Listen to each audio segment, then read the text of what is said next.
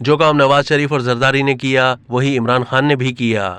توشہ خانہ کے انتہائی متنازع قانون پر سوالات، شاہ زیب خانزادہ حقائق سامنے لے آئے۔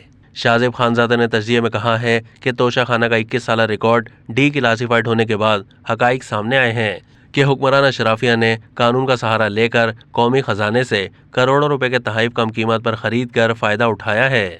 اس بہتی گنگا سے تمام سیاسی جماعتوں، ان کے قائدین اور صف اول کے رہنماؤں نے فائدہ اٹھایا ہے۔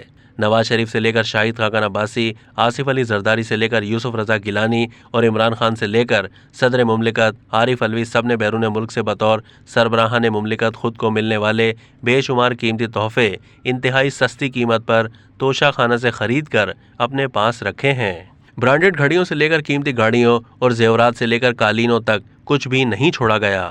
حکمرانوں پر اخلاقی سوال اٹھ گیا ہے کہ ریاستی عہدوں پر فائز ہونے کی وجہ سے آپ کو یہ تحفے ملے تھے، لیکن آپ نے ایسا قانون بنایا جو آپ کو فائدہ پہنچاتا ہے اور تحائف کی قیمت لگوانے کا اختیار دیتا ہے، اور اس کا بھی ایک چھوٹا سا حصہ قومی خزانے میں جمع کروا کے آپ یہ تحفے اپنے گھر لے جاتے ہیں۔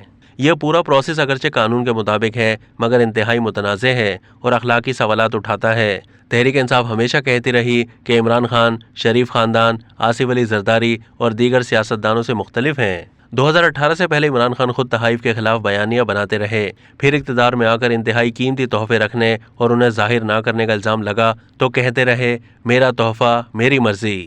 مگر اب توشہ خانہ کا ریکارڈ سامنے آنے کے بعد تحریک انصاف تاثر دے رہی ہے کہ تحائف کے معاملے میں عمران خان، نواز شریف اور آصف علی زرداری سے مختلف نہیں ہیں۔ یعنی عمران خان نے بھی قیمتی تحفے سستے ریٹ پر خرید کر اپنے پاس رکھے تھے تو پھر نواز شریف اور آصف علی زرداری نے بھی ایسا ہی کیا تھا۔